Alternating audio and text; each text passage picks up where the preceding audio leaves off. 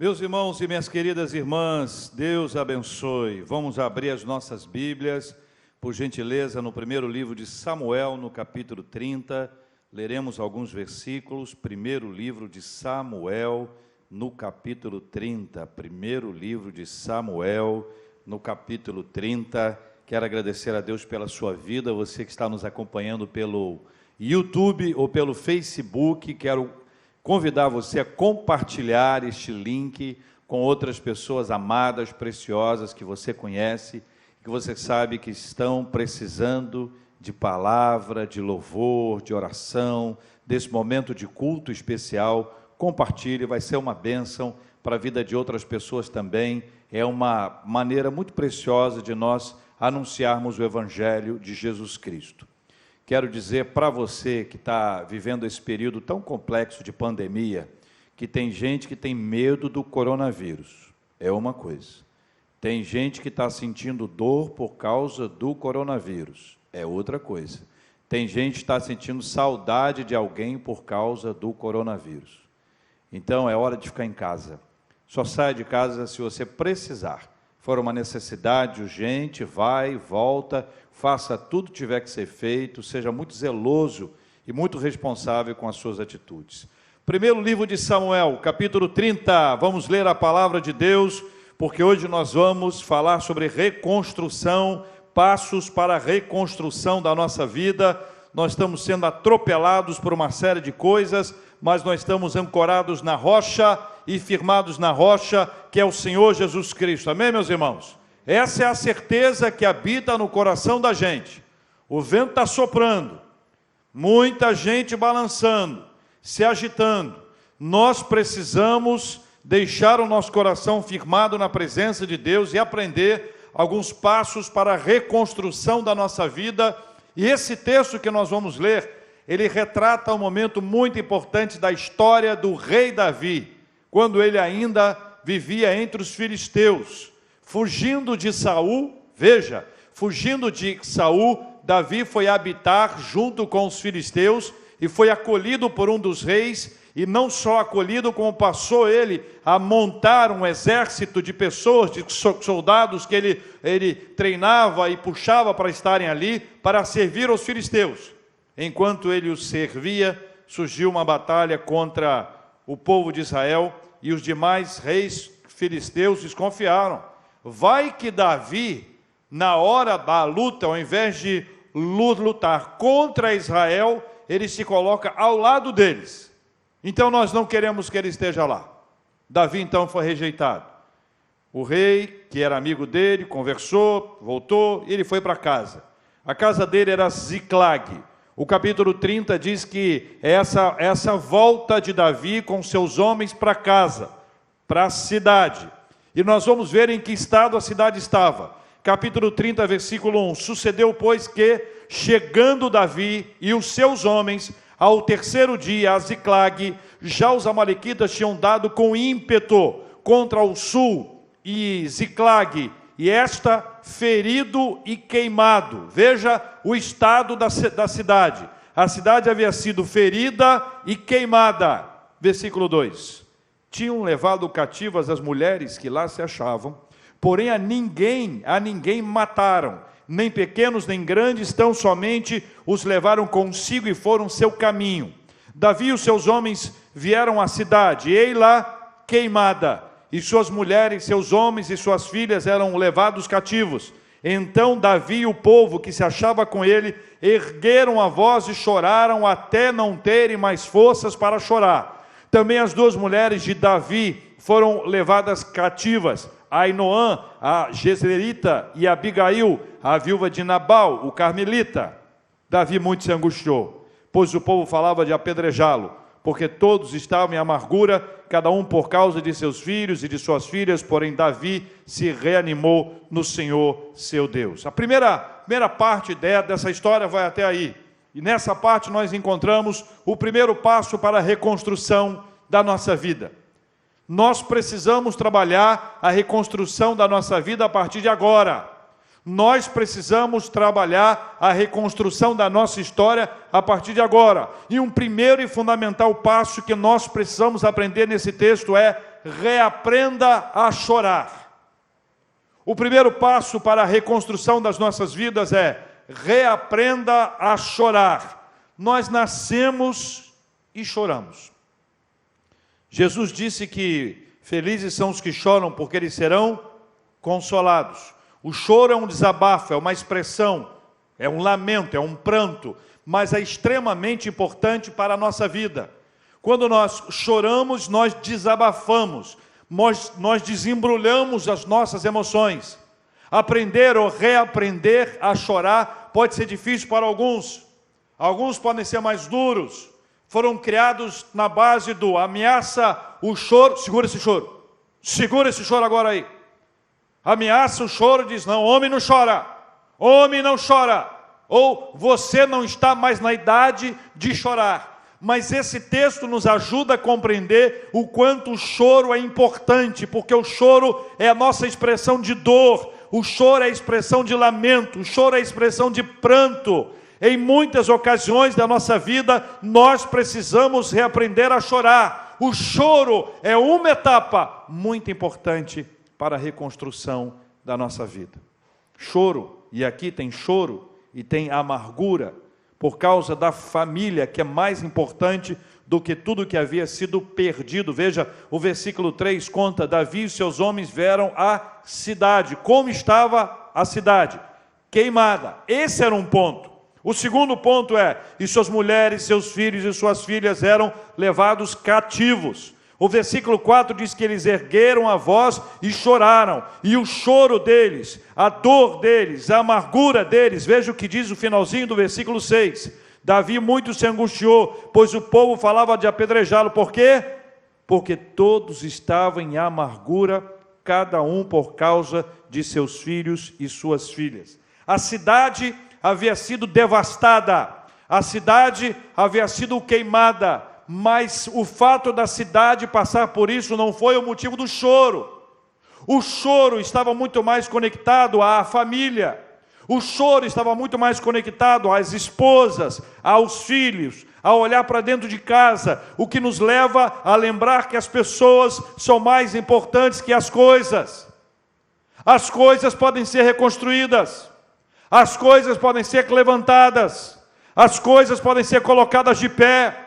As coisas nós podemos reconquistar, lutar, batalhar, nos esforçar, nos empenhar, mas as pessoas não.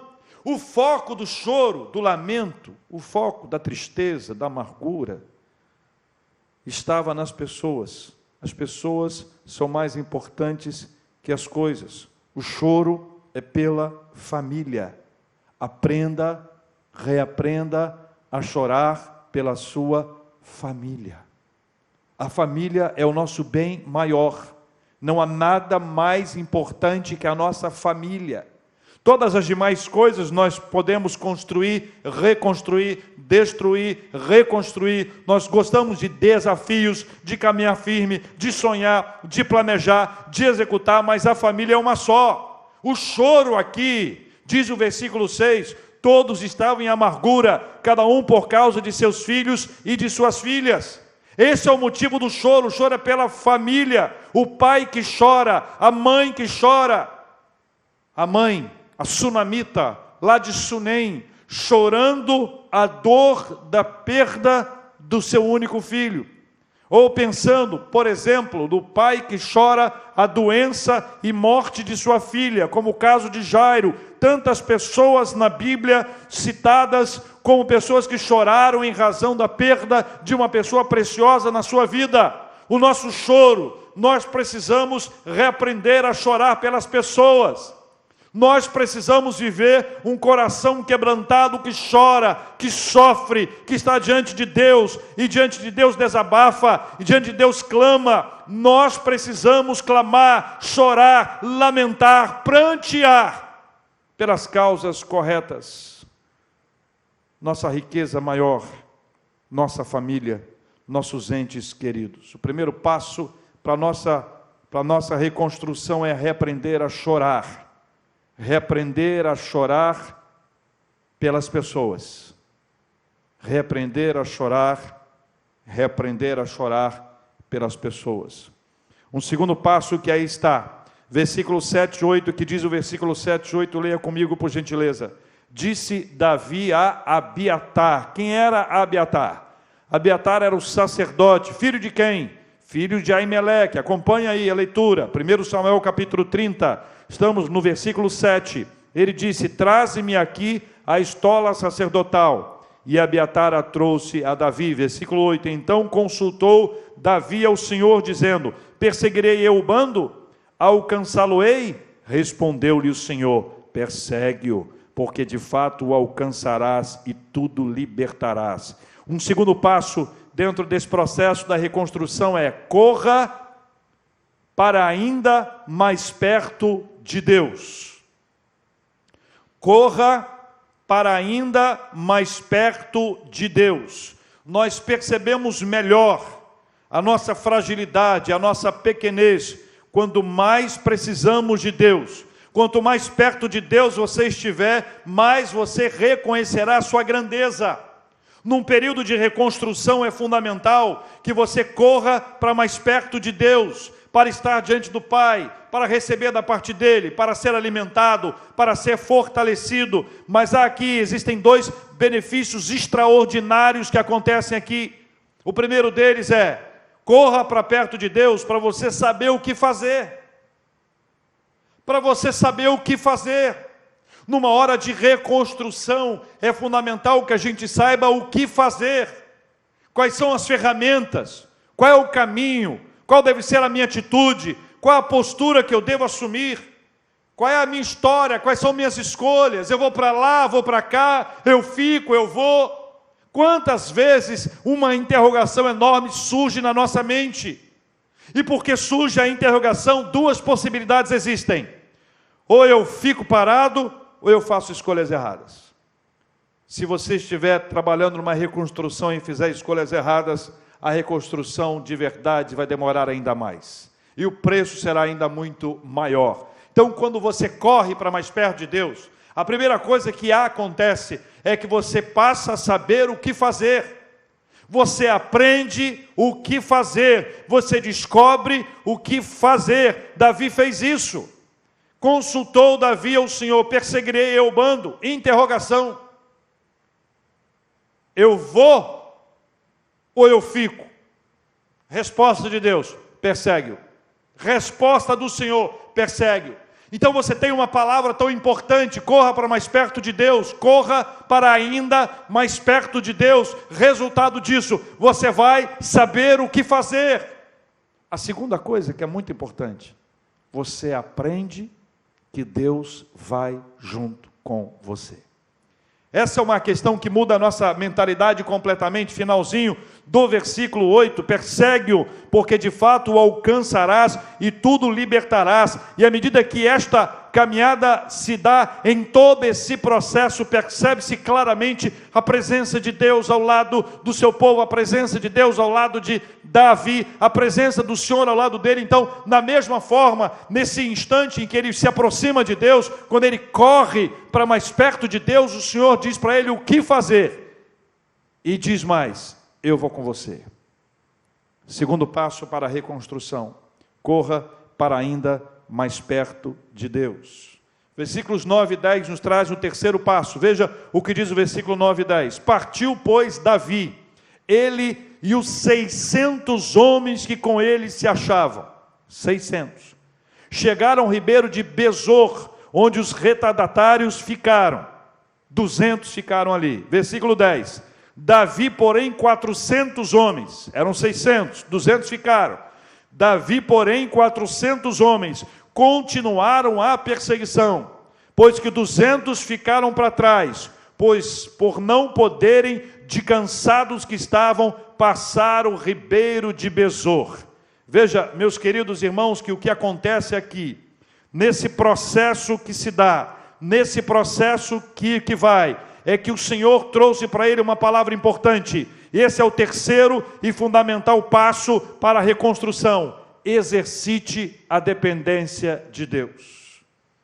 Exercite a dependência de Deus. A questão é em quem está a nossa confiança. A dependência de Deus nos ensina a concentrar a nossa confiança no Senhor. O número de soldados diminui.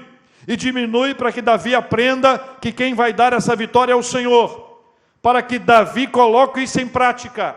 E aí nós aprendemos e começamos a desenvolver isso na nossa vida, porque se eu aprendo a depender de Deus, eu aprendo a não depender mais de mim. Eu aprendo a depender de Deus, então eu aprendo a não depositar a minha confiança nos outros.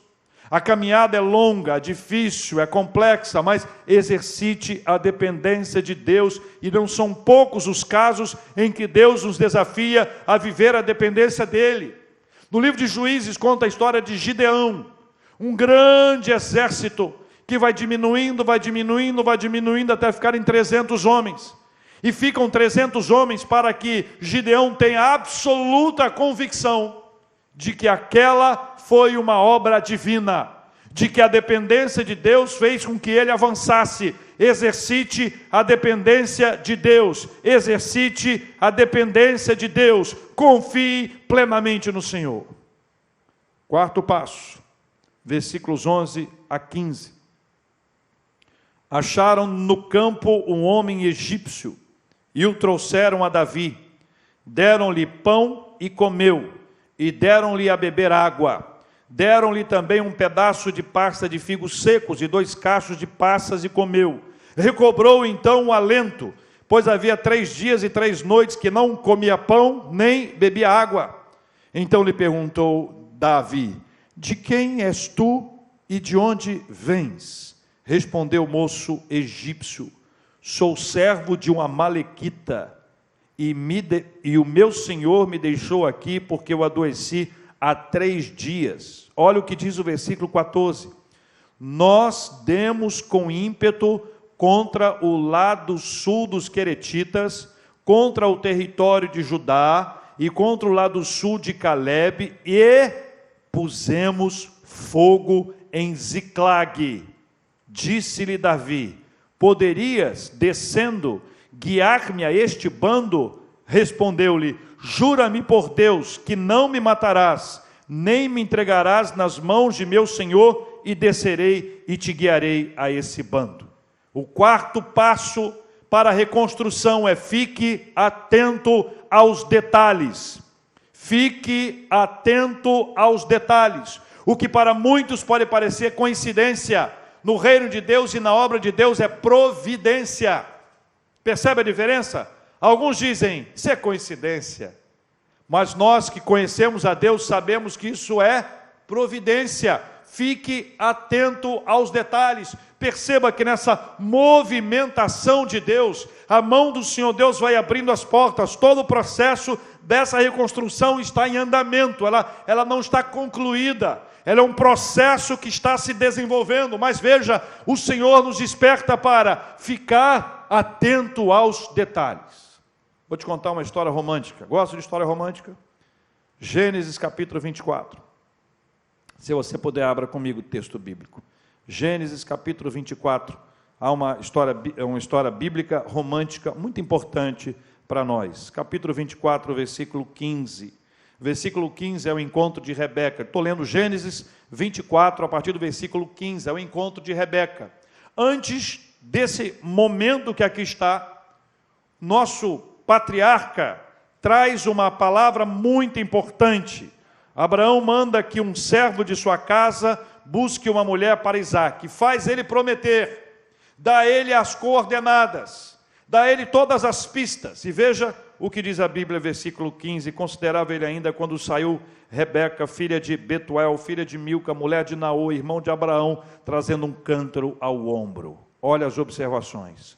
A moça era muito formosa de aparência, virgem, a quem nenhum homem havia possuído. Ela desceu à fonte, encheu seu cântaro e subiu.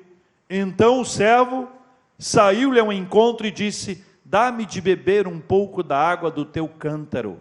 Ela respondeu: bebe, meu senhor. E prontamente, baixando o cântaro para a mão, lhe deu de beber. Acabando ela de dar a beber, disse: tirarei água também para os seus camelos, e até que todos bebam. E apressando-se em despejar o cântaro no bebedouro, correu outra vez ao poço para tirar mais água, tirou-a e deu a todos os camelos. O homem a observava em silêncio, atentamente, para saber se teria o Senhor levado a bom termo a sua jornada ou não. Tendo os camelos, veja bem, tendo os camelos acabado de beber, tomou o homem um pendente de ouro de 1/2 siclo de peso e 2 pulseiras para as mãos dela, o do peso de 10 siclos de ouro, e lhe perguntou: de quem és filha? Peço-te que me digas. E aqui é um detalhe fundamental: haverá em casa de teu pai lugar em que eu fique? E a comitiva? Ela respondeu: sou filha de Betuel, filho de Milca, o qual deu à luz a Naor. E acrescentou: temos palha e muito pasto e lugar para passar a noite. Então se inclinou o homem e adorou ao Senhor e disse: bendito seja o Senhor, Deus de meu senhor Abraão, que não retirou a sua benignidade e a sua verdade de meu senhor. Quanto a mim, estando no caminho, o Senhor me guiou à casa dos parentes do meu senhor. Essa era a missão dele: ir à família dos parentes de Abraão, e ele encontraria, segundo todos os passos que foram dados e todas as coordenadas que foram apresentadas, mas ele precisava ficar atento aos detalhes. Os detalhes é que fizeram a diferença. A capacidade de observar, de perceber os detalhes, de analisar, de avaliar, de pensar, é algo que Deus nos concede. E Deus nos dá isso para nos ajudar no processo de reconstrução. Não se poderá viver uma reconstrução sem que haja atenção aos detalhes. Quinto passo, versículos 16 a 20. Leia comigo, por gentileza. Já voltei para 1 Samuel capítulo 30, versículos 16 a 20. E descendo guiou. E eis que estavam espalhados sobre toda a região, comendo e bebendo e fazendo festa por todo aquele grande despojo que tomaram da terra dos filisteus e da terra de Judá. Feriu-os Davi, desde o crepúsculo vespertino até a tarde do dia seguinte. Nenhum deles escapou, senão só 400 moços que, montados em camelos, fugiram.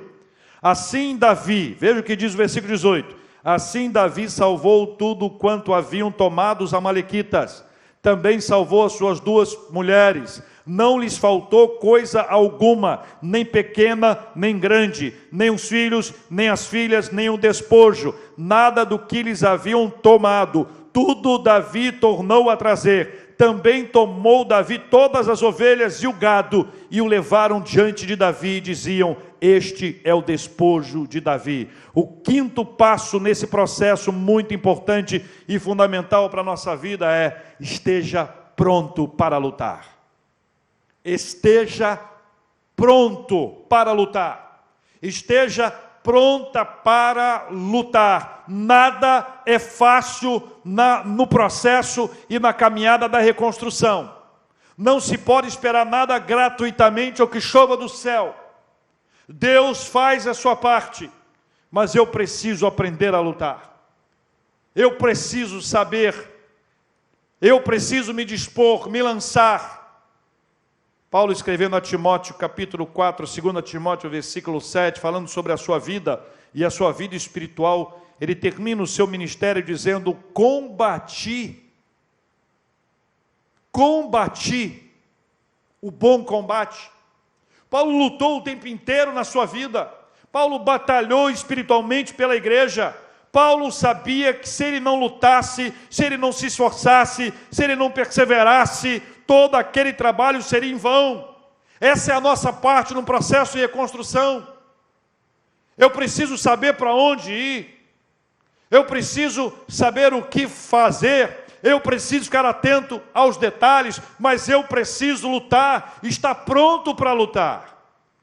Um dos hinos mais cantados na história da música cristã é aquele hino Conta as Bênçãos. E uma das estrofes diz assim: seja o teu, quem lembra? Seja o teu combate. Seja o teu combate longo ou breve aqui, não te desanimes, Deus será por ti. Seu divino auxílio, minorando o mal, te dará consolo e galardão final. Lute, combata, vá em frente, não desista, não esmoreça, não jogue a toalha, não jogue as armas. Tem hora que é de chorar, mas depois que a gente chora tem que levantar, tem que batalhar, e ter um esforço, tem que ter garra. Seja o teu combate longo ou breve aqui. É tão importante que a gente lute, mas é tão importante que a gente lute sabendo que Deus também luta por nós. O profeta Ageu, no seu pequenino livro, capítulo 2, versículo 4, diz o texto bíblico: ora, pois, sê forte, Zorobabel, diz o Senhor, sê forte, Josué, filho de Josadaque, o sumo sacerdote, a liderança política e religiosa, sê forte, e tu, todo o povo da terra, sê forte, diz o Senhor, e trabalhai, porque eu sou convosco, diz o Senhor dos exércitos. Em vários lugares na Bíblia há uma referência de Senhor dos exércitos, para que nós lembremos que Ele é quem luta por nós, mas Ele nos chama para lutar. A luta que nós não conseguimos enfrentar, Ele lutará, mas a que Ele nos capacitou, nos comissionou, nós vamos lutar, porque nós somos daqueles que batalham, nós não somos dos que retrocedem, não somos dos que desistem, nós somos dos que perseveram e seguem adiante em nome de Jesus. Sexto e último passo, versículos 21 a 25, estamos falando sobre reconstrução. Sexto e último passo que esse texto nos traz para a reconstrução.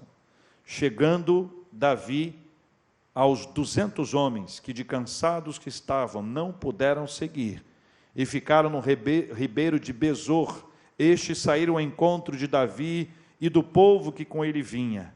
Davi, aproximando-se destes, veja que detalhe importante, os saudou cordialmente.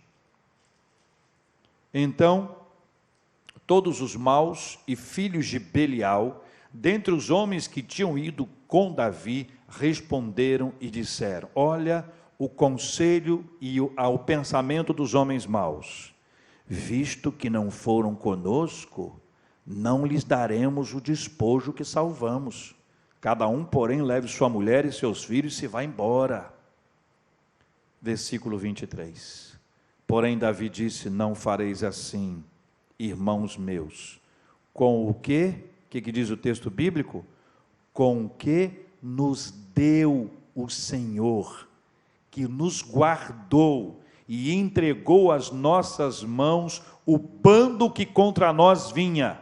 Quem vos daria ouvidos nisso? Porque qual é a parte dos que desceram à peleja, tal será a parte dos que ficaram com a bagagem, receberão partes iguais. 25. E assim, desde aquele dia em diante, foi isso estabelecido por estatuto e direito em Israel até o dia de hoje. Volte os seus olhos para o versículo 23 e aprenda mais um passo. Reconheça que a vitória vem de Deus. Porém, Davi disse: não fareis assim, irmãos meus, com o que nos deu o Senhor, que nos guardou e entregou às nossas mãos o bando que contra nós vinha.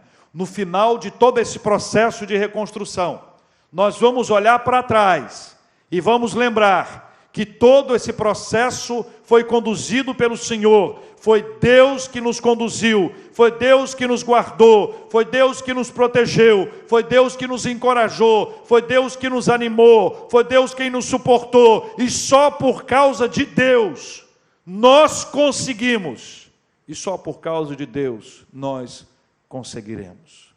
Primeiro livro de Samuel, no capítulo 7, após uma batalha intensa, que foi vencida na presença de Deus com os homens indo à guerra, Samuel pega uma pedra e coloca e declara: até aqui nos ajudou o Senhor.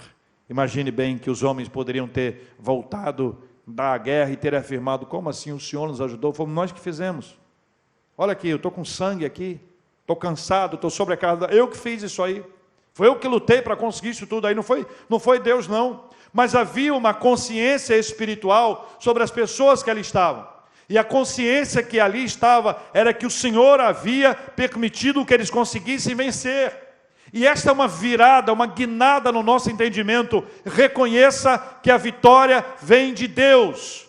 Vamos fazer memoriais desse tempo.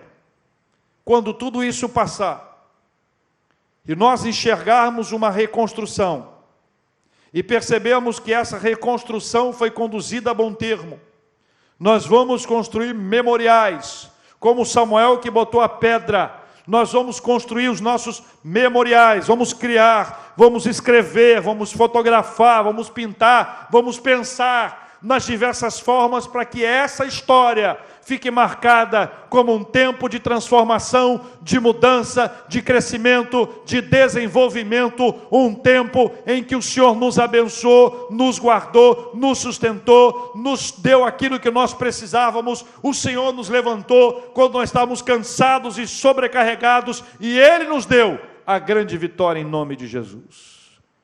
Passos para a reconstrução, meus queridos irmãos e irmãs, passos para a reconstrução da nossa vida. Primeiro, reaprenda a chorar. Se o tempo é de choro, chore. Não tenha vergonha de chorar. Se o tempo é de choro, chore. Choro é um desabafo, choro é um lamento, choro é um desembrulhar das nossas emoções. Não deixe isso entalado no seu peito.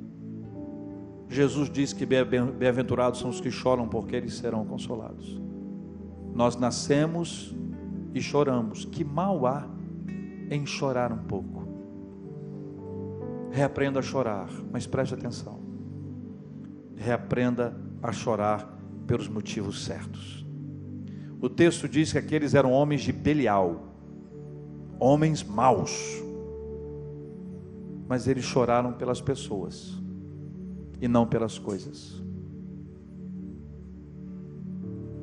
Reaprenda a chorar. Chore pela sua família. Chore com a família. Segundo passo, corra para ainda mais perto de Deus. Corra para ainda mais perto de Deus, porque mais perto de Deus você saberá o que fazer. O que eu vou fazer agora? Paro, fico, vou, não faço, fecho, abro. O que fazer? Saiba que Deus estará ao seu lado quando você corre para perto de Deus. Terceiro passo, exercite a dependência de Deus. Eram 600 homens, 200 ficaram. Gideão foram só 300. Não importa o número, não importa o tamanho da nossa estrutura. A nossa dependência está no Senhor. Exercite a dependência de Deus. Quarto passo, fique atento aos detalhes. Aquele egípcio, que era do bando dos amalequitas, foi largado para trás. Poderia ter passado despercebido, poderia ter sido mais alguém a ser largado para trás, mas naquele detalhe estava o caminho para a vitória. Fique atento aos detalhes, ouça mais e fale menos. Quinto passo, esteja pronto para lutar. As coisas não são fáceis. Lembra de Paulo? Combati o bom combate. Lembra do hino? Seja o teu combate longo ou breve aqui. Sexto e último passo, reconheça que a vitória vem de Deus. Tudo vem de Deus. Vamos orar, meus irmãos. Reúna a sua família. Vamos orar. Deus querido, nosso coração já está desejoso, sonhando, planejando a reconstrução desse tempo. Nós dependemos do Senhor para tudo. Se houver alguém que precisa chorar,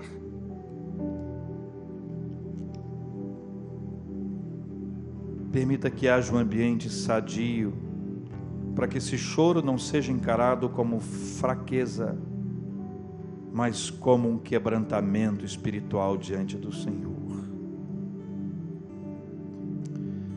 Deus querido e amado, leva-nos para mais perto do Senhor. Que cada um venha correr para ainda mais perto do Senhor, e mais perto do Senhor saberemos o que fazer e saberemos que o Senhor estará ao nosso lado. Pai, ajuda-nos a ficar atentos aos detalhes. Abra a nossa mente para que os detalhes estejam claros diante de nós. Deus querido, nos ajude e nos leve a batalhar, a lutar, a não desistir e a reconhecer que toda a vitória que nós tivemos nesse processo sofrido, doloroso, porém vitorioso de reconstrução, foi obra do Senhor. E no meio desse caminho todo, vamos exercitar a nossa dependência do Senhor. Tudo nós entregamos nas tuas mãos. Que a reconstrução que se dará ou que acontecerá daqui a um tempo seja iniciada dentro de nós, na nossa mente e no nosso coração, e cheios do teu Espírito Santo, embalados pela tua palavra poderosa, nós não seremos afetados por um abatimento que não passa, mas por um despertamento espiritual que nos levará a fazer tudo, absolutamente tudo, para a glória do Senhor.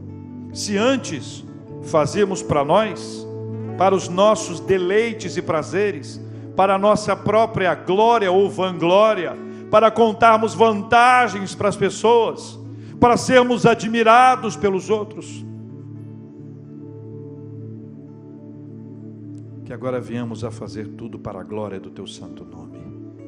E o Senhor se agradará, e o Senhor será glorificado, e todo o povo do Senhor será abençoado em nome de Jesus. Assim, dando o primeiro passo para a reconstrução, o nosso primeiro, ainda pequeno, mas fundamental passo para a reconstrução, nós oramos em nome de Jesus. Amém e amém.